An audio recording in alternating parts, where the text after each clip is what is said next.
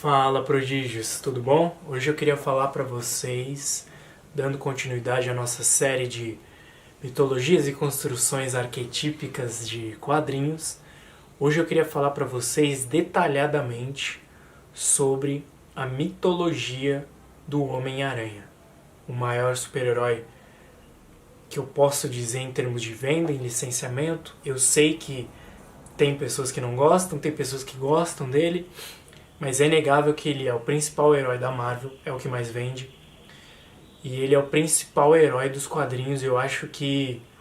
Bom, tem dados na internet para quem quiser ver, ele vende muito mais que o Batman, tá? Então eu queria mostrar para vocês os segredos do Homem-Aranha, o conceito por trás dele, como é que o Stan Lee trabalhou e o Steve Ditko trabalhou esse personagem, como eles fizeram para que o personagem tivesse uma relevância muito grande para os leitores, para os fãs, tá?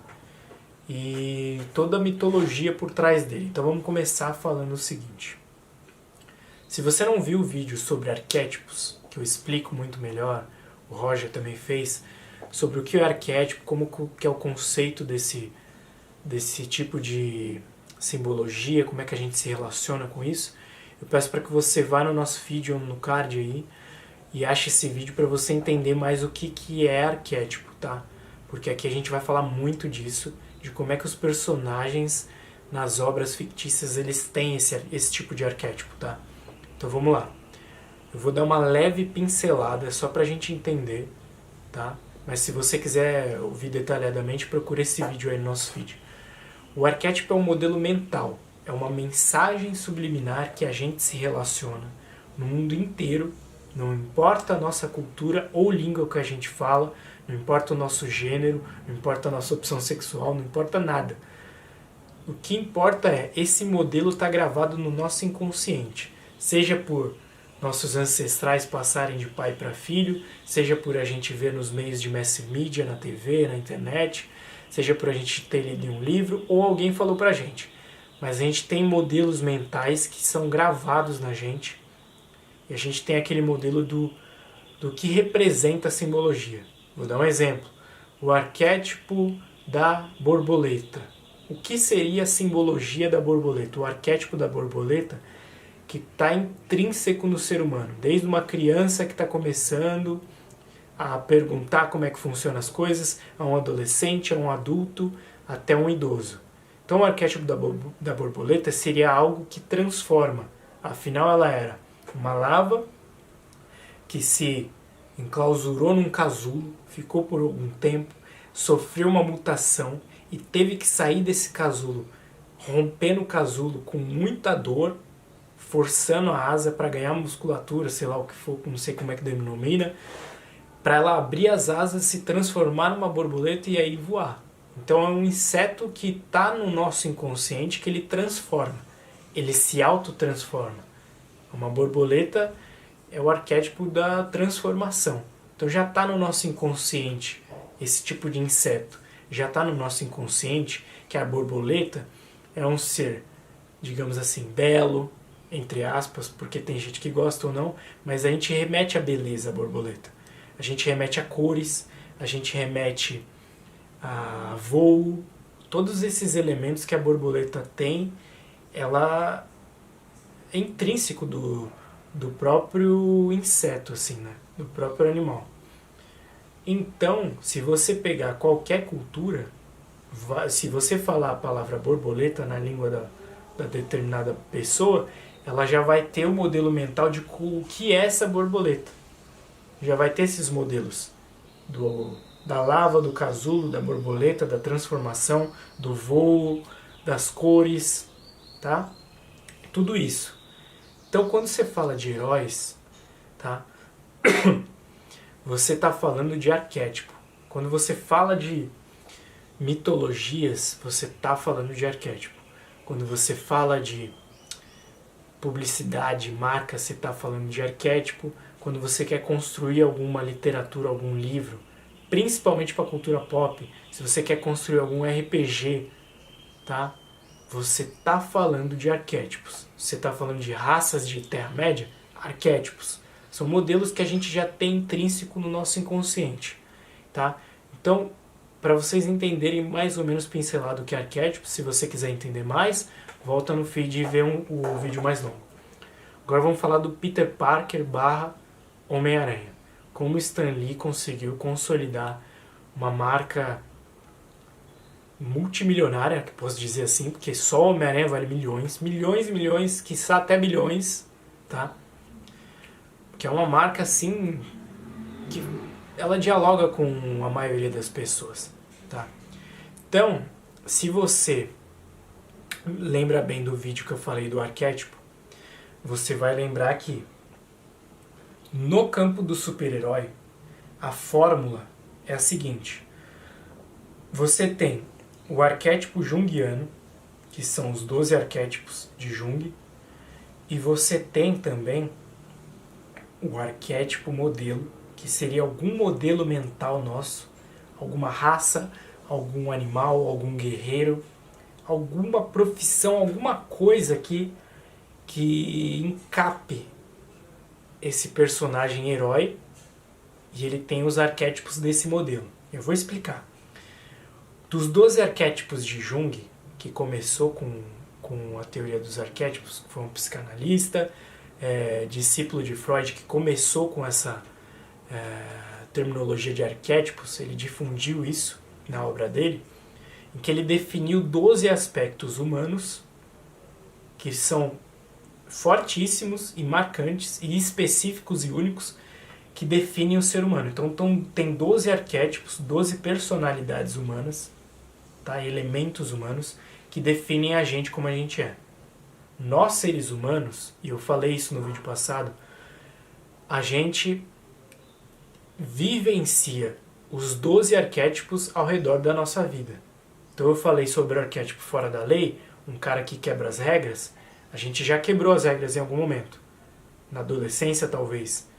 Sendo contra o sistema, ou sendo subversivo, ou querendo fazer travessura em si, sei lá. Tá? A gente já vivenciou o arquétipo fora da lei. A gente já rompeu o padrão das regras, a gente já não cumpriu as regras, tá? Ao mesmo tempo que eu falei do arquétipo do herói, o cara corajoso que busca o quê? Busca essa coragem, essa vida de vencer os medos dele e ir para cima do inimigo, de ir para cima e fazer o que é certo, o que é justo, o que é bom, sem esperar nada em troca, tá? Então, o arquétipo do herói a gente já vivenciou em si também, tá? Em algum momento da nossa vida a gente já vivenciou o arquétipo do herói, tá? Então a gente já vivenciou os 12 tipos de arquétipos na nossa vida. Agora quando você vai para super-herói, aí não, você tem que colocar um modelo específico que você quer trabalhar e ficar só nele. Por mais que o personagem seja complexo e ele possa ter variações ao redor da trama, das histórias, mas ele tem um arquétipo específico que é o arquétipo que ele vivencia. Um arquétipo de Jung, desses 12, para o lado civil do herói, e um arquétipo de elemento, seja animal, guerreiro, algum modelo medieval ou não, de mitologia, para o arquétipo de herói. Tá?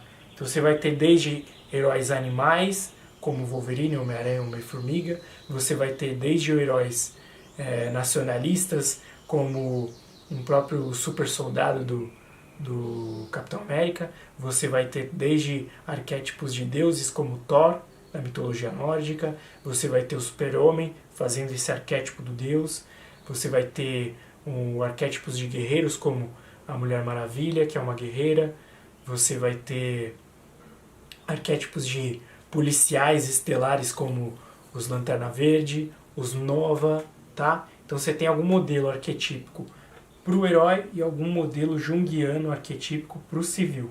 E aí você funde os dois, tá?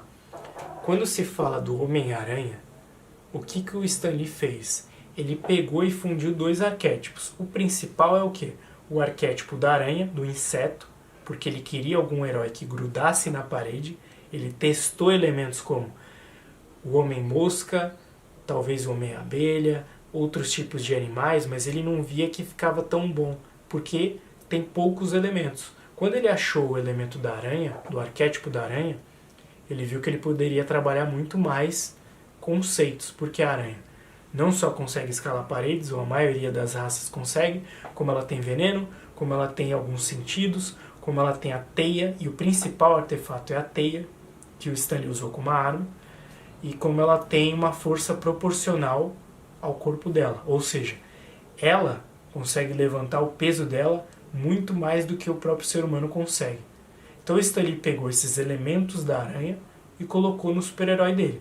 Um cara que tem super sentido, que tem uma super força proporcional, né, da aranha, que tem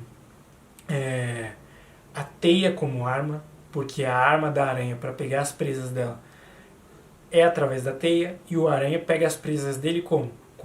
Com a teia, pegando os bandidos que são a presa da aranha. Tá? O que mais?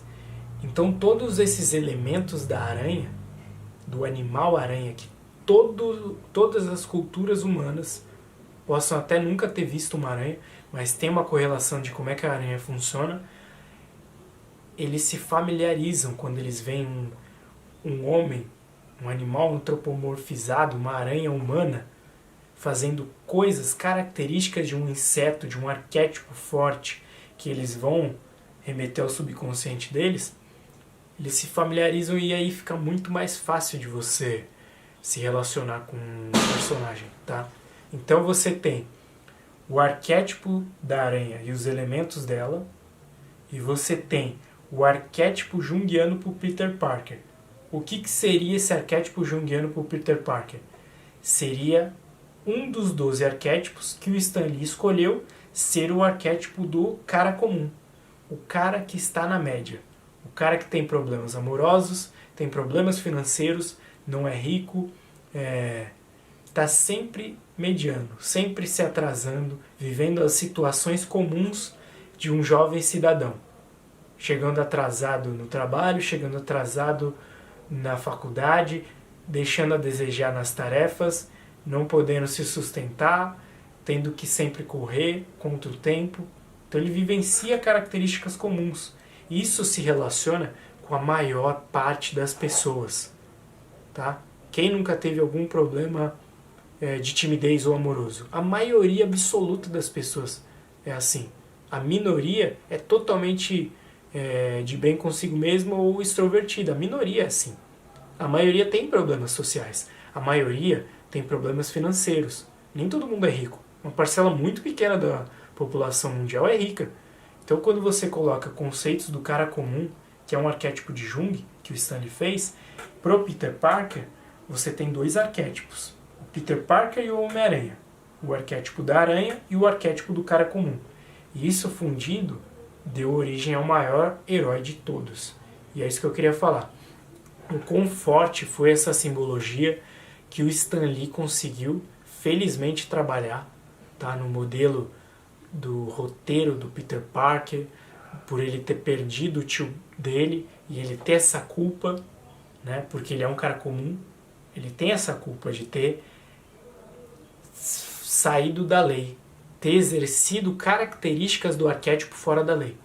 Quando ele fez isso, ele não sentiu que era ele, porque ele é o cara comum. O fora da lei é outro personagem, o Logan é fora da lei. Tá?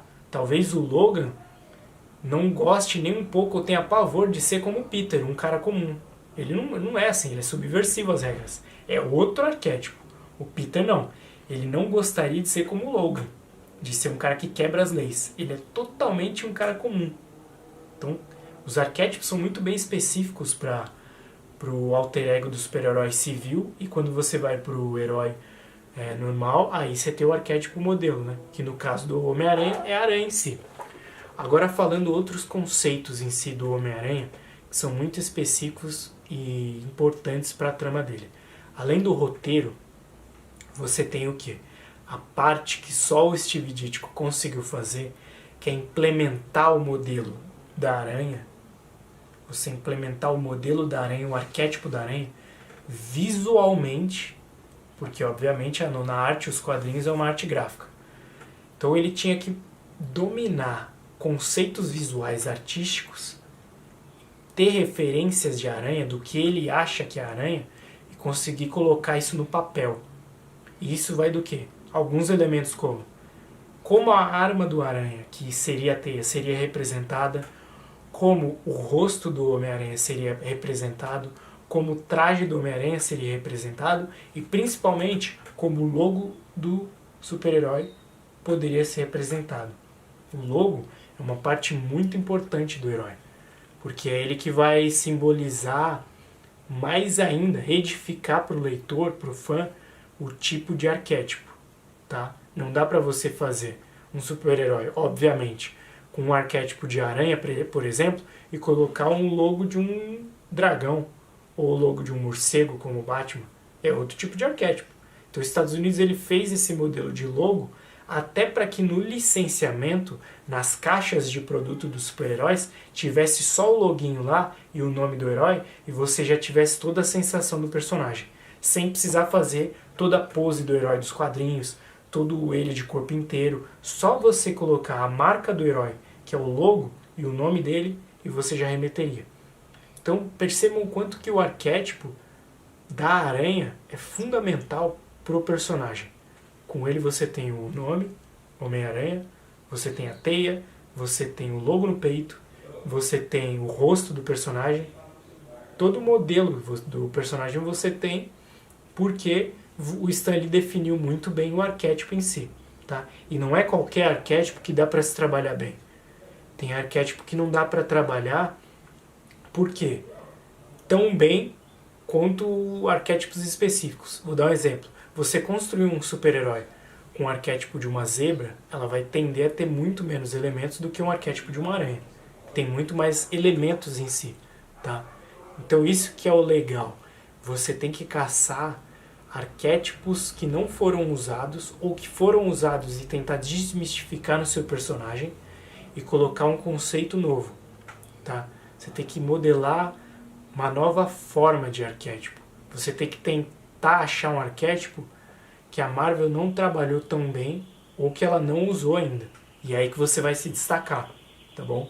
Por mais que a Marvel tenha milhares e milhares de personagens e possa ter tido todos os arquétipos praticamente ter usado, a maioria dos arquétipos que ela usou não se popularizou muito bem porque ela não conseguiu representar tanto no personagem isso. Os que ela conseguiu representar mais são os mais populares. O Wolverine é o Carcaju, o Homem-Aranha na Aranha, o Homem-Formiga no Formiga, o Soldado no Capitão América, o Robô no Homem de Ferro, tá? A criatura, o monstro, a besta no Hulk. Tudo isso a gente vai trabalhando. Por isso que a Viúva Negra não é só uma simples espiã. Ela tem o arquétipo dela, que é uma aranha também. Se vocês pegarem o logo dela, que é um formato lá, não sei se eu posso... Como se fosse aquela madeirinha do tempo lá da areinha, não sei o nome disso. Ela parece o logo da Viúva Negra, mas a Viúva Negra, o logo dela é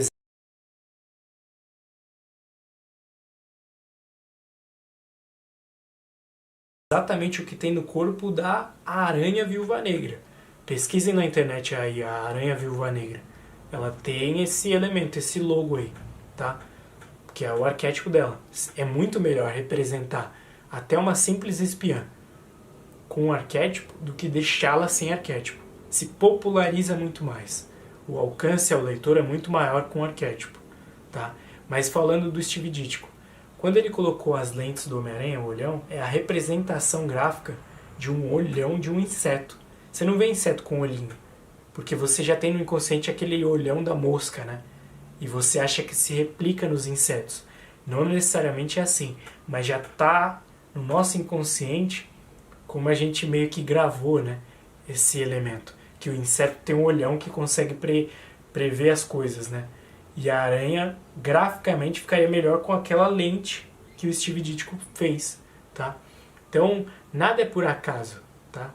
O arquétipo é a base do teu herói, do teu personagem, e é ele que vai construir toda a pirâmide, tá?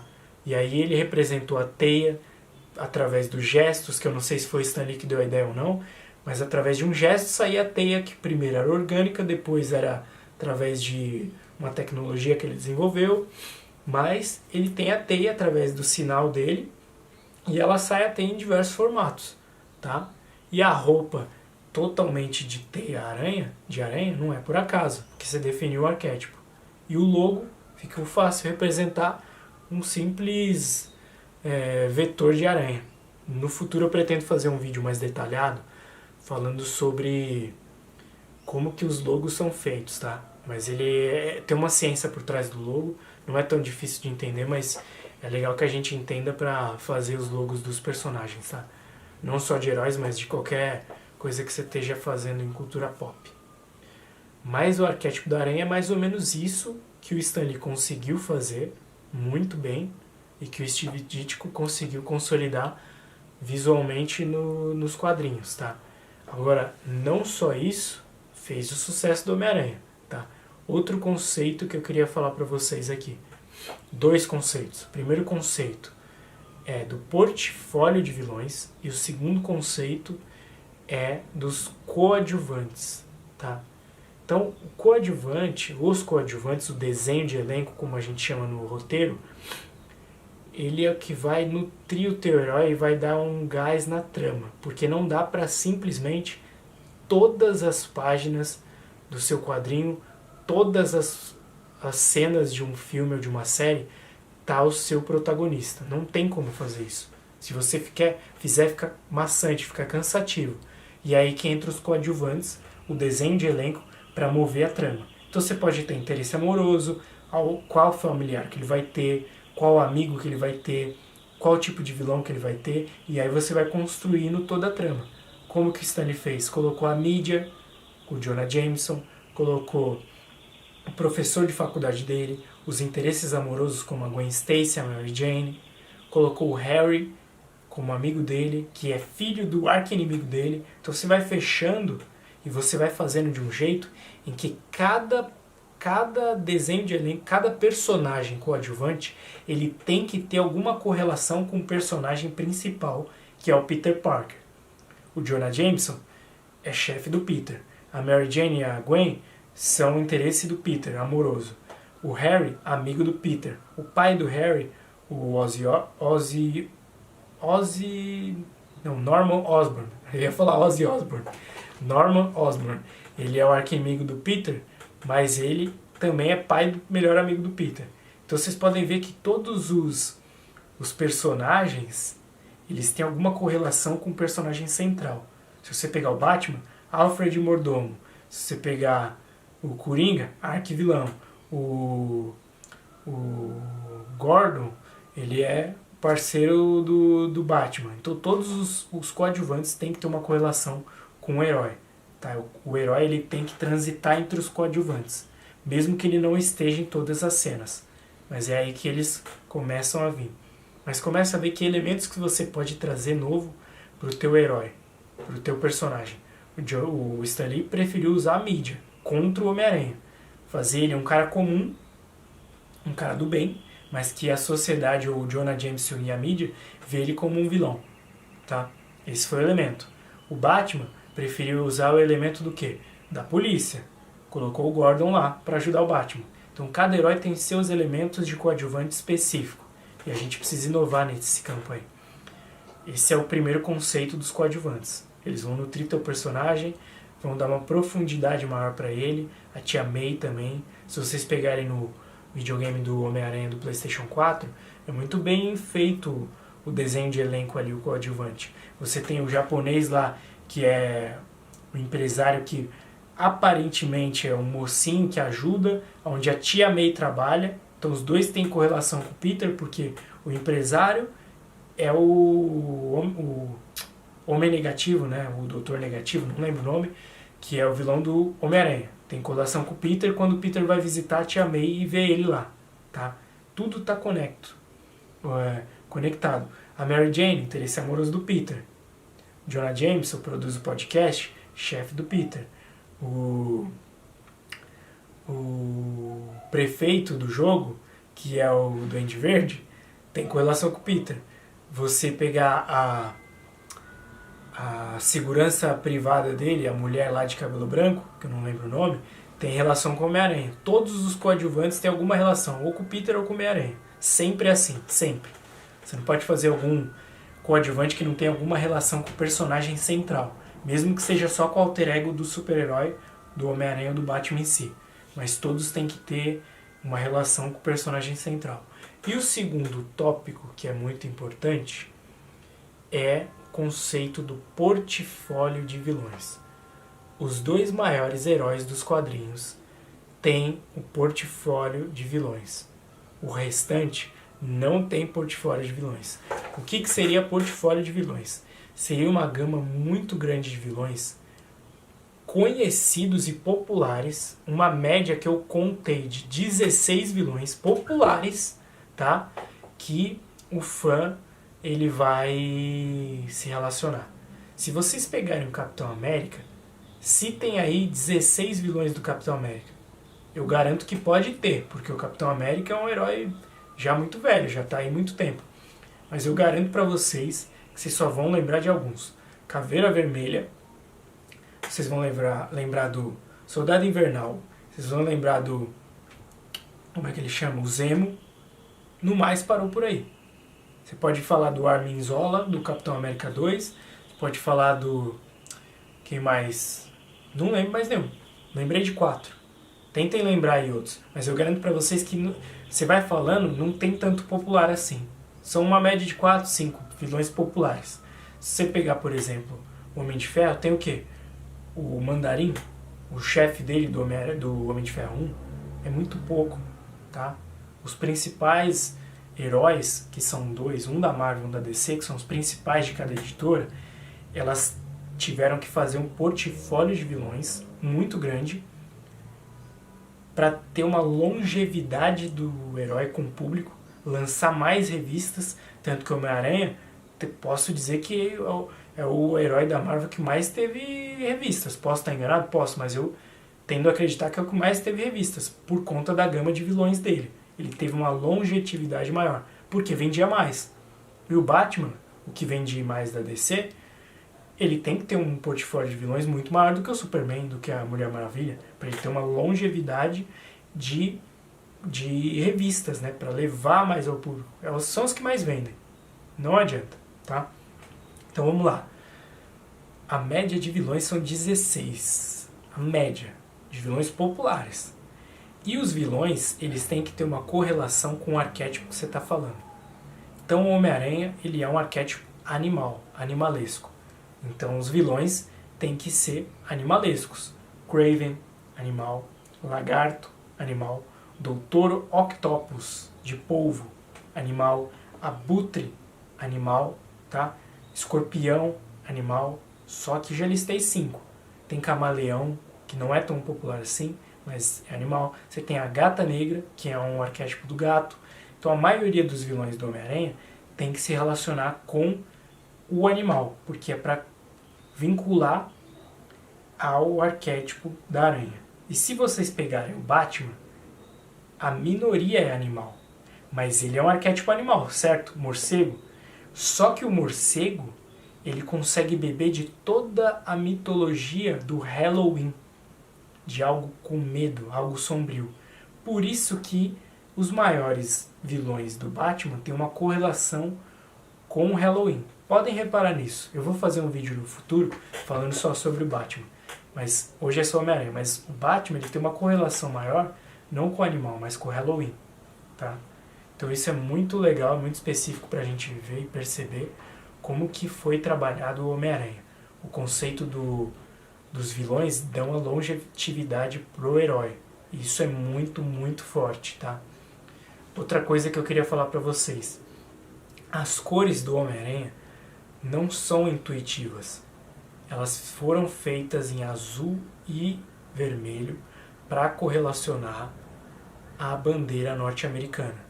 Tá? Como a aranha, a maioria absoluta das aranhas, tem um tom escuro, marronzado, preto, se você dá isso para um super-herói, ele se apaga, porque ele tem um arquétipo bom. Então ele precisa ter uma cor chamativa para vincular as emoções nossas. E o que os Estados Unidos fez? O que o Stan Lee fez e o Ditko fizeram? Colocaram as cores da bandeira norte-americana. Tá bem nivelado, tá bem subliminar, mas são as cores base, azul e vermelho. E qual que é a cor não sei se eu posso dizer oposta, mas é a cor que sai desse clássico azul e vermelho para os heróis americanos, o verde. Então a cor que sai do azul e o vermelho é o verde. Então vocês podem ver que o verde geralmente é para retratar vilões. Você pegar no Batman Charada, o cabelo do Coringa, vocês pegaram o Killer Croc, vocês pegaram do Homem-Aranha o Lagarto, o Abutre, o Dr. Octopus, que tem uma blusa verde. É o que foge à bandeira americana. É o que foge da cor primária azul e vermelho. Tá? E é isso que eles colocam... Desculpa. É isso que eles colocam no visual de cor da maioria dos vilões, que é algo que vai ser antagônico ao herói, tá? Então fiquem ligados nisso. Como é que a gente trabalha isso? Porque se você pegar aqui no Brasil, a gente tende a trabalhar com cores da nossa bandeira, correto? Amarelo e verde. Só que como é que você vai colocar na cabeça de um público que já vem consumindo HQ há muito tempo, que já associa lá no inconsciente dele que a cor verde remete a vilão? A maioria não sabe disso, tá? Mas lá no inconsciente das pessoas, elas têm uma sensação de que o verde é ruim, porque a Marvel já trabalhou isso com vilões, tá? Se você, o personagem é todo verde, não que seja o Hulk, mas se ele é verde e amarelo, já vai ter um pouquinho de preconceito. Aí é você querer romper as barreiras. Por isso que a gente colocou só o amarelo e preto no Gatuno, porque o amarelo ainda é uma cor primária, conjunto com azul e vermelho. Depois vem o amarelo como cor primária. Então é mais fácil das pessoas acessarem isso, né, no inconsciente delas, e tendem a associar algo positivo um pouco mais, tá? Até porque o Wolverine utiliza essa cor base do amarelo, tá? Por aí vai. Então é mais ou menos isso que eu queria falar do Homem-Aranha. Alguns conceitos que eu quis trazer hoje, de como é que o Steve Ditko, na parte gráfica dos quadrinhos, no desenho, na arte, como o Stan Lee no conceito, na estruturação de roteiro, na junção de arquétipos. Novamente, eu não sei se o Stan Lee sabia o que era arquétipo. Eu não sei se ele dominava isso. Quer dizer, ele dominava, mas eu não sei se era racionalmente ou subliminarmente, ou se ele não sabia, era algo intuitivo. Eu não sei dizer pra vocês. O que eu sei é, o sucesso da Marvel e dos heróis da Marvel, principalmente do Homem-Aranha, desse vídeo de hoje, é graças ao arquétipo civil, cara comum do Jung e a aranha e elementos do inseto aranha pro Homem-Aranha. Juntou isso, você teve o maior herói de todos, o herói que mais vende. Goste ou não, mas é o herói que mais vende, tá? Então é mais ou menos isso que eu quis falar pra vocês hoje. Eu espero que esse conteúdo tenha feito sentido pra vocês. Se vocês gostaram desse tipo de conteúdo, acessem o nosso canal aí. Deixem nos comentários outros exemplos que eu não citei aqui do Homem-Aranha, de outros personagens, a construção deles, de seus personagens até. Mesmo que você não tenha um super-herói, você pode colocar que tipo de arquétipo você está colocando na sua história, nos seus personagens. Se inscreva no canal, ativem os sininhos para as notificações e acessem o nosso site www.prodstudios.com.br e sigam nas redes sociais, que é o @prod_comics por Instagram e o Prod Studios no Facebook. No mais é isso, galera. Até a próxima.